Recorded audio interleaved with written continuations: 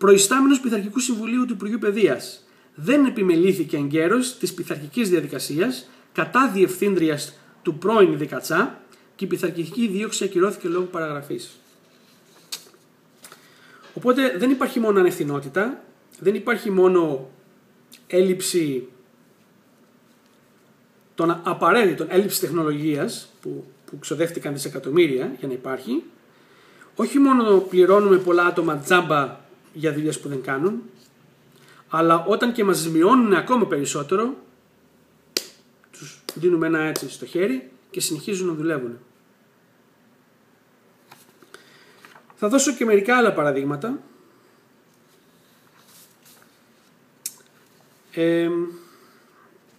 Τα έχω συγκεντρώσει εδώ.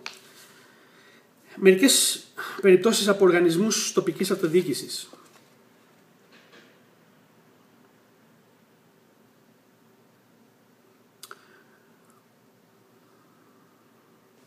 Δήμος Παναγίας, νομός Χαλκιδικής. Μόνο για την τήρηση των πρακτικών, ακούστε τώρα να γελάσετε, μόνο για την τήρηση των πρακτικών έπρεπε να εξαντληθούν οι 429 νόμιμες ώρες υπεροριών με την προσθήκη 44 ωρών για εργασία από τις 10 το βράδυ έως τις 6 το πρωί και άλλες 109 ώρες για υπερορίες σε Κυριακές και Αργίες. Συνολικές αμοιβές 4.300 ευρώ. Το ίδιο και για το Δήμο Θέρμης. Ας μου πει κάποιος έναν δημόσιο υπάλληλο που να ξέρει, ο οποίος θα δουλεύει από τις 10 μέχρι τις 6 το πρωί στο να τηρεί πρακτικά ή Κυριακές και Αργίες. Πείτε μου έναν ρε παιδιά. Πάμε παρακάτω. Έξοδα παράστασης δημάρχου, αντιδημάρχων και προέδρου Δημοτικού Συμβουλίου Δήμου Ελίσποντου νομού Κοζάνης. 80.000 ευρώ για το 2008 και για το 2009. Αλλά επειδή φαίνεται ότι είχε γίνει κάποιο σφάλμα στον υπολογισμό τους, περικόπηκαν κατά 23.000 ευρώ. Όλα αυτά τώρα είναι περιπτώσεις οργανισμών τοπικής αυτοδιοίκησης που εξαντλείουν τους τρόπους για να αντλήσουν περισσότερα χρήματα να τα βάλουν στη τσέπη τους. Μερικά από αυτά έχουν βρεθεί, αλλά σκεφτείτε το ποσοστό αυτών που δεν έχουν βρεθεί. Δήμος Ασκιού νομού Κοζάνης. Προέβησε επιχορηγήσεις σε συλλόγους και σωματεία ύψους 33.000 ευρώ. Αυτά κόπηκαν καθότι υπέρβαιναν το 1,5% των τακτικών εσόδων που ορίζει ο νόμος. Δήμος Καλαμπάκας έδωσε επιχορήγηση 30.000 ευρώ σε τοπικές ενορίες για ανέγερση ναού και άλλα σχετικά. Μόνο που αυτό απαγορεύεται από τον ΚΔΚ, κώδικας κάτι, δεν ξέρω, και τα χρηματικά εντάλματα επιστράφηκαν χωρίς να επανυποβληθούν στο ελεγκτικό συνέδριο. Επίσης, ο ίδιος Δήμος προσπάθησε να πληρώσει εργολάβο με 28% κέρδος, παρότι το νόμιμο ποσοστό είναι 18%. Δήμος Παλαμά προσπάθησε παράτημα να κατατμήσει χωματουργικά έργα ύψους 46.000 ευρώ, προκειμένου να δοθούν χωρίς διαγωνισμό με απευθείας αναθέσεις. Δήμος Λαγανά. Ακούστε τώρα αυτό τραγελαφικό. Σε μια παραγγελία κάδων απορριμμάτων αξίας 25.000 ευρώ παρατηρήθηκαν ορισμένα χωροχρονικά παράδοξα. Η μελέτη των τεχνικών προδιαγραφών και ο προϋπολογισμός συντάχθηκαν σε χρόνο προγενέστερο της έγκρισης της αρμόδιας Δημαρχιακής Επιτροπής. Κάποιοι από τους κάδους παραδόθηκαν όχι μόνο πριν από την υπογραφή της σύμβασης, αλλά και πριν από τη διενέργεια διαγωνισμού.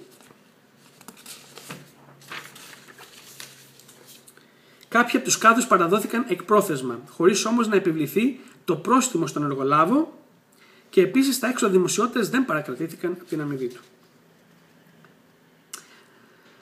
Ο Δήμος Αχαρνών είναι πρωταθλητής στο μέσο ύψος χρηματικών ενταλμάτων που απορρίπτονται από το ελεγκτικό συνέδριο. Ενδεικτικά, μόνο για το 2008 απορρίφθηκαν ποσά πάνω από 1 εκατομμύριο ευρώ για χρηματοδότηση κοινοφελών επιχειρήσεων. Ακούστε τώρα το άλλο. Ο Δήμος Καματερού αποπειράθηκε να πληρώσει 45.000 ευρώ για να αγοράσει οχήματα από δημοτική επιχείρηση ιδιοκτησίας του, η οποία τελούσε υποεκαθάριση. Και ως γνωστόν, μετά την εκαθάριση, όλα τα περιουσιακά στοιχεία της δημοτικής επιχείρησης μεταβιβάζονται ατελώς στο Δήμο που τις ίδρυσε. Δηλαδή, ήθελε να πληρώσει κάτι που το έπαιρνε δωρεάν.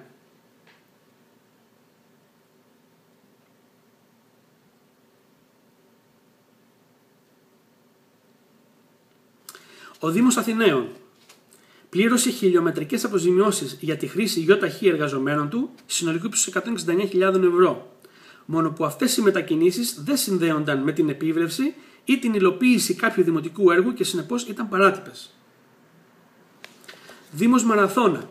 Πληρωμή έργου 323.000 ευρώ. Εκδόθηκε χωρίς να υπάρχουν εγκεκριμένες πιστώσεις και παρά την εντολή της περιφέρειας να πάυσουν άμεσα εργασίες.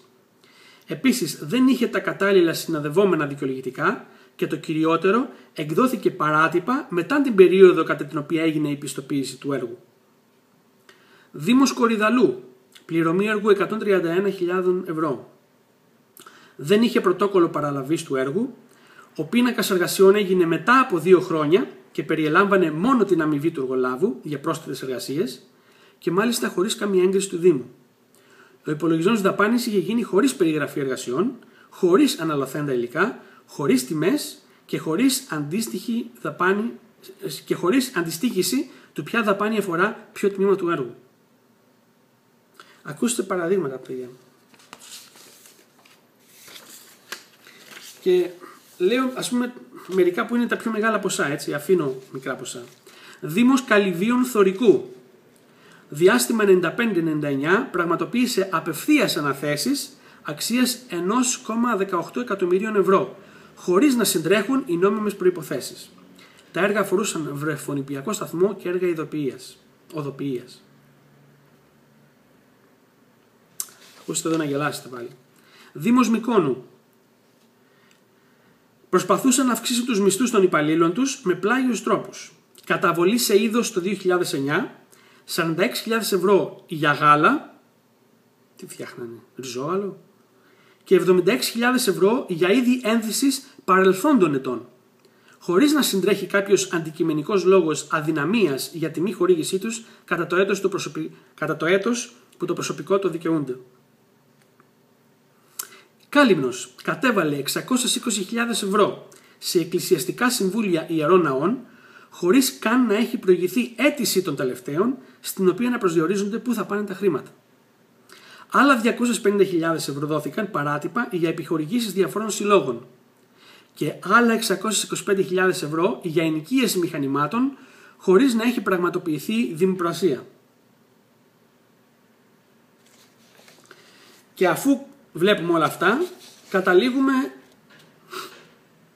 σε στοιχεία της Γενικής Διεύθυνσης Επιθεώρησης του Υπουργείου Οικονομικών, που μας λέει μερικά ρεκόρ ελλημάτων των Δήμων και πώς να μην υπάρχουν ελλείμματα όταν γίνονται τέτοιες καταχρήσεις δημόσιου χρήματος. Έλλειμμα 1,8 εκατομμυρίων ευρώ στο Δήμο Φιλιατών νομού Θεσπρωτείας. Έλλειμμα 1,2 εκατομμύρια ευρώ Δήμο Προσοτσάνης νομός Δράμας. Κλπ.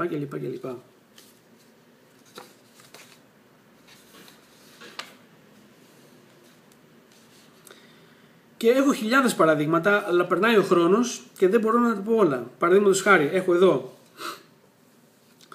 από το Μάρτιο του 2012, όπου ασφαλισμένες στο ΙΚΑ Καλιθέας γεννούσαν χιλιάδες δίδυμα. Στο ΙΚΑ Καλιθέας, απάτης ύψους δεκάδων εκατομμυρίων ευρώ, με την εμπλοκή διευθυντικών στελεχών, οι οποίοι μάλλον δεν θα πάρουν πάλι τίποτα.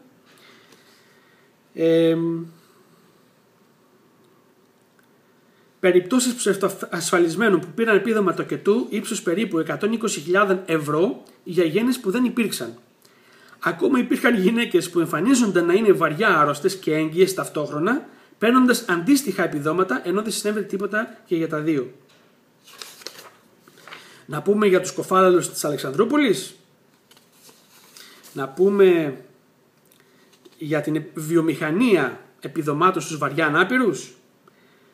Ρεκόρ. Έτσι, στο Ηράκλειο Κρήτης 1.271 τυφλοί σε σύνολο 5.371 δικαιούχων όλων των επιδομάτων. Στη Ζάκυνθο 689 τυφλοί από τους 1.445 δικαιούχους. Στη Φλόρινα 374 τυφλοί σε σύνολο 667. Βαριά ανάπηροι στην Κομοτηνή 2.816 σε σύνολο 4.419. Στη Χαλκίδα πάλι η μισή βαριά ανάπηροι στο σύνολο. Ακροτεριασμένοι στην Κεφαλιονιά 371 ακροτεριασμένοι σε σύνολο 683. Και βέβαια όταν πλέον βγήκαν στη φόρα όλα αυτά, κανείς από τους ψευτο ανάπηρους δεν παρουσιάστηκε να πάρει τα επιδόματά τους. Και βέβαια αυτό δεν το εκμεταλλευτήκαμε, τουλάχιστον να πούμε και κάτι. Εκμεταλλευτείτε τώρα παιδιά, βάλτε μια τουριστική διαφήμιση, έτσι, σε όλους τους τρίσκους του κόσμου. Ελλάδα, το μόνο μέρος που πλέον κάνει θαύματα. Ανασταίνει ανάπηρους, ανασταίνει τυφλούς. Έχετε χάσει το φως σας? Πηγαίνετε στο Ηράκλειο για ένα μήνα και θα το ξαναβρείτε. Είστε βαριά ανάπηρος? Στη Χαλκίδα, μπαμ, θα περπατήσετε ξανά. Ακροτηριασμένος, μπάνια στην Κεφαλιονιά και θα φυτρώσουν πάλι τα μέλη σας.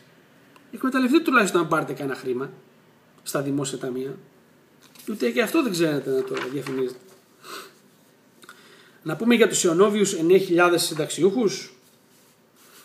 Να πούμε για το Δήμο Θεσσαλονίκης που έδινε ενίκεια ύψους $500.000 ευρώ για εγκαταλελειμμένο κτίριο, το οποίο ουσιαστικά το πλήρωναν επειδή δεν γινόταν καταφύγιο αστέγων και δεν έγινε ποτέ.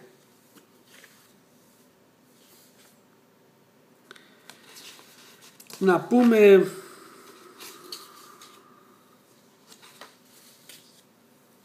για τις μη κυβερνητικές οργανώσεις που έχουν πάρει εκατομμύρια από το κράτος και ανάθεμα τι τα κάνανε. Παραδείγματος χάρη ο κύκλος της Πάτμου, μια μη κυβερνητική οργάνωση, θεωρείται μη κυβερνητική οργάνωση ειδικού ενδιαφέροντος. Το 2010 εισέπραξε επιχορήγηση ύψους 1,2 εκατομμύρια ευρώ, κυρίως για τη διοργάνωση περιβαλλοντικών συμποσίων σε όλο τον κόσμο. Είναι χαρακτηριστικό ότι μόνο το 2007 δόθηκε επιχορήγηση στο συγκεκριμένο οργανισμό ύψους 256.000 ευρώ για ένα τέτοιο είδους συμπόσιο που έγινε σε κρουαζιέρα στον Αμαζόνιο. Η κρουαζιέρα δεν έγινε καν στο Αιγαίο. Να πεις ότι τα λεφτά πήγανε κάπου σε Έλληνες.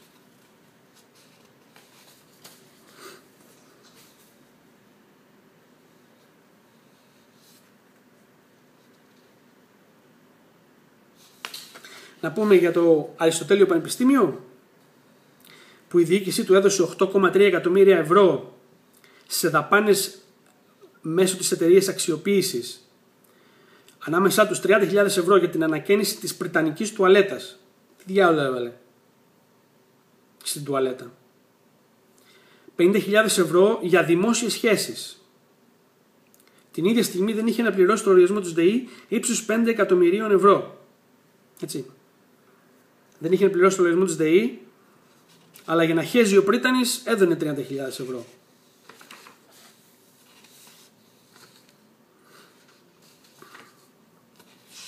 Να πούμε για τους παιδεραστές που διδάσκουν ατιμόρυτα στα σχολεία. Από Γενικό Επιθεωρητή Δημόσιας Διοίκησης, Λέανδρος Λακιτζής, ο οποίος δήλωσε το Σεπτέμβριο του 2012 στην εφημερίδα Πρώτο Θέμα ότι αυτή τη στιγμή διδάσκουν στα σχολεία 8 εκπαιδευτικοί που έχουν βεβαρημένο ποινικό μητρό, είτε εμπλεκόμενοι σε κακοποίηση και παιδική πορνογραφία, είτε για άλλα παραπτώματα.